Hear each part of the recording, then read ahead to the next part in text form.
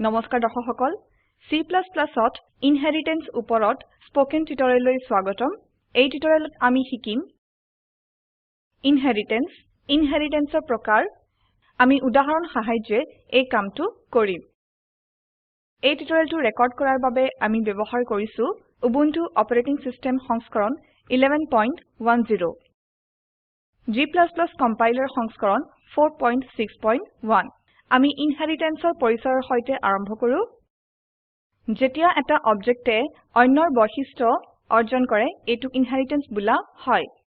এইটো হিহতক পৰিবৰ্তন নকৰাকে উপস্থিত থকা বৰ্গক পুনঃ ব্যৱহাৰ কৰা এটা প্ৰক্ৰিয়া হয় ইনহেৰিটেন্স প্ৰকাৰ single level inheritance multiple level inheritance hierarchical inheritance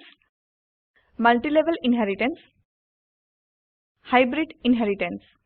প্ৰথমে আমি বেস ক্লাস আৰু ডিৰাইভড ক্লাসৰ সম্পৰ্কে চাও বেস ক্লাসৰ নিজস্ব বৈশিষ্ট্য আৰু কাৰ্যকাৰিতা আছে ইয়াক প্যাৰেন্ট ক্লাস হিচাপেও কোৱা হয় ইয়াৰ ওচৰত সকলো অবজেক্টে আহৰণ কৰিব পৰা সাধাৰণ গুণবোৰ আছে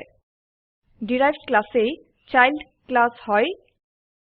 ডিৰাইভড ক্লাসে বেস ক্লাসৰ বৈশিষ্ট্য আৰু কাৰ্যকাৰিতা আহৰণ কৰে আমি চাও সিঙ্গল লেভেলৰ ইনহেৰিটেন্স কি হয় সিঙ্গল লেভেলৰ ইনহেৰিটেন্সত মাত্ৰ এটা বেস ক্লাস আৰু এটা ডিৰাইভড ক্লাস প্ৰয়োজন হয়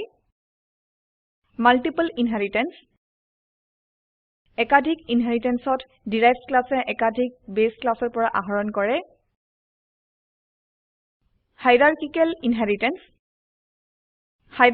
ইনহেৰিটেন্সত একাধিক ডিৰাইভড ক্লাসে এটা বেস ক্লাসৰ পৰা আহৰণ কৰে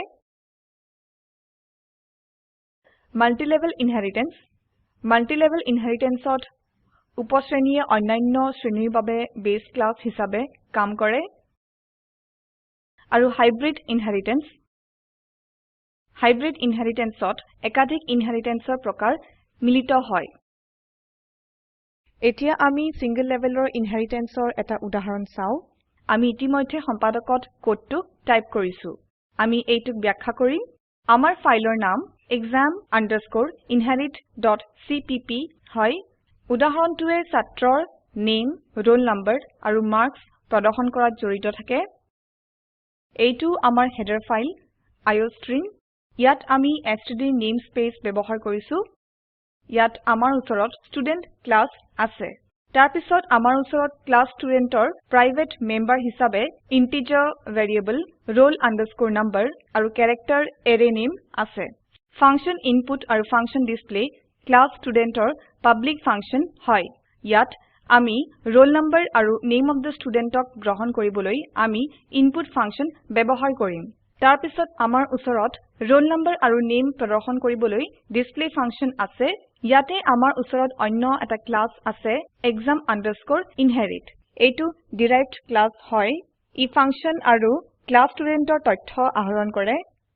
তাৰ পিছত আমি sub1 sub2 sub3 আৰু total ডিক্লেয়াৰ কৰিছো প্ৰাইভেট ভেৰিয়েবল হিচাপে ক্লাস exam_inherit ইয়াতে আমাৰ ওচৰত পাব্লিক ফাংচনছ হিচাপে input_exam আৰু display_exam আছে ইয়াত আমি exam_inherit ক্লাস বন্ধ কৰিম এতিয়া আমি তিনটা বিষয়ৰ মাৰ্কছ গ্ৰহণ কৰিবলৈ input_exam ফাংচন ব্যৱহাৰ কৰিছো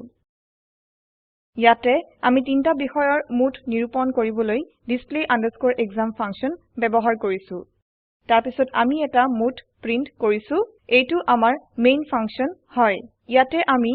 এক্স হিচাপে exam_inherit ক্লাসৰ এটা অবজেক্ট তৈয়াৰ কৰিছো তাৰ পিছত আমি এক্স অবজেক্টটো ব্যৱহাৰ কৰি ফাংচন কল কৰিছো আৰু এইটো আমাৰ ৰিটাৰ্ন স্টেটমেন্ট হয় আমি প্ৰোগ্ৰামটো সম্পাদন কৰো আপোনাৰ কিবৰ্ডত থকা Ctrl Alt আৰু T একেলগে টিপি টাৰ্মিনেল উইন্ডো খুলক কম্পাইল কৰাৰ বাবে টাইপ কৰক g space exam_inherit.cpp space -o exam enter টিপক লিখক .exam এন্টাৰ টিপক ইয়াত এনেধৰণে প্ৰদৰ্শন কৰা হয় Enter roll number আমি 1 হিচাপে দিও Enter name আমি আৰিয়া হিচাপে দিও Enter marks of subject 1 আমি 60 হিচাপে দিও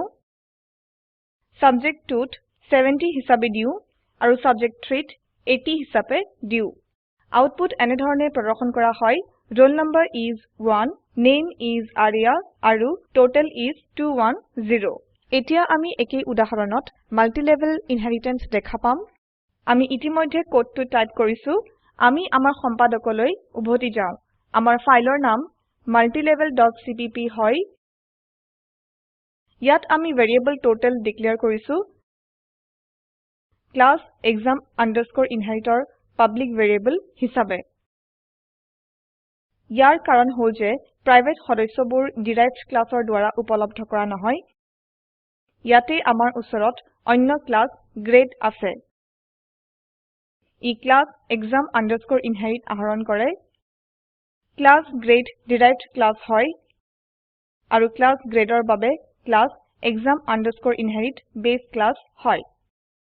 ক্লাস exam inheritor সমস্ত ফাংশন আৰু তথ্যবোৰ গ্ৰেড ক্লাসলৈ আহৰণ কৰা হয় ইয়াতে ক্লাস গ্ৰেডৰ প্ৰাইভেট সদস্য হিচাবে avg ডিক্লেয়াৰ কৰিছো আৰু পাব্লিক হিচাবে ফাংশন এভাৰেজ হয় তাৰ পিছত আমি ক্লাসটো বন্ধ কৰিম ইয়াতে আমি গড় নিৰূপণ কৰিবলৈ এভাৰেজ ফাংশন ব্যৱহাৰ কৰিছো তাৰ পিছত আমি এভাৰেজ প্ৰিন্ট কৰো আমি মেইন ফাংশনৰ ভিতৰত gd হিচাবে ক্লাস গ্ৰেডৰ এটা অবজেক্ট তৈয়াৰ কৰো তাৰ পিছত আমি gd অবজেক্ট ব্যৱহাৰ কৰি সকলো ফাংশন কল কৰো gd.input input_exam display_exam আৰু average function আৰু এইটো আমাৰ ৰিটাৰ্ন স্টেটমেন্ট হয় এতিয়া আপুনি দেখিব যে ক্লাস গ্ৰেড ডিৰাইভড ক্লাস হয় আৰু ক্লাস গ্ৰেডৰ বাবে exam inherit বেস ক্লাস হয় আৰু ইয়াত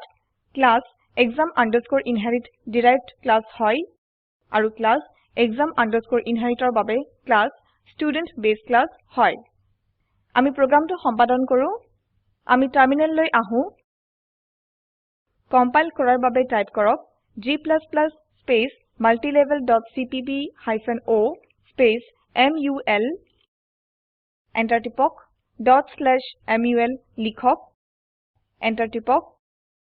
ইয়াতে আমি চাও enter roll number আমি 2 হিসাবে লিখো enter name আমি প্ৰথম হিসাবে লিখো enter marks of subject 1 আমি 65 হিসাবে লিখো 67 হিসাবে subject 2 82 হিসাবে subject 3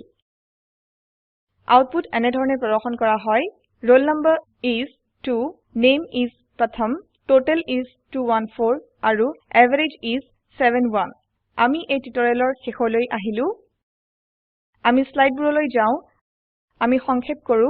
এই টিউটৰিয়েলত আমি শিকিছো ইনহেৰিটেন্স আৰু ইনহেৰিটেন্সৰ প্ৰকাৰ এটা নিয়োগ হিসাবে এটা ক্লাস শেপ তৈয়াৰ কৰিবলৈ এটা প্ৰোগ্ৰাম লিখক তাৰ পিছত এৰিয়া আৰু পেৰিমিটাৰ হিসাবে থকা ক্লাসৰ দুটা ফাংশন তৈয়াৰ কৰক তাৰ পিছত বিভিন্ন আকাৰ যেনে বৰ্গক্ষেত্ৰ আয়তক্ষেত্ৰ আৰু বৃত্তৰ এলেকা আৰু বৰ্গক্ষেত্ৰ উলিয়াওক স্পোকেন টিউটৰিয়েল প্ৰকল্পৰ সম্পৰ্কে অধিক জানিবলৈ এই লিংকত উপলব্ধ ভিডিওটো চাওক স্পোকেন টিউটৰিয়েল প্ৰজেক্টৰ সাৰাংশ ইয়াতে আছে যদি আপোনাৰ বেণ্ডৱিডথ ভাল নহয় তেনেহলে ইয়াক ডাউনলোড কৰিও চাব পাৰে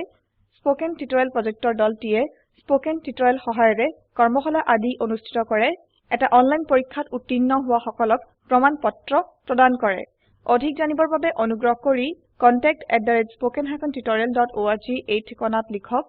spoken tutorial project talk to a teacher প্ৰজেক্টৰ এটা অংগ ই ভাৰত চৰকাৰৰ MHRDৰ ICTৰ মাধ্যমেৰে ৰাষ্ট্ৰীয় শিক্ষা মিছনৰ দ্বাৰা সমৰ্থিত হয় এই মিছন সম্পৰ্কত অধিক তথ্য এই ৱেবছাইটত পোৱা যাব IIT বম্বেৰ পৰা মই মৌচুমী মেধি এতিয়া আপোনাৰ পৰা বিদায় লৈছো যোগদানৰ বাবে ধন্যবাদ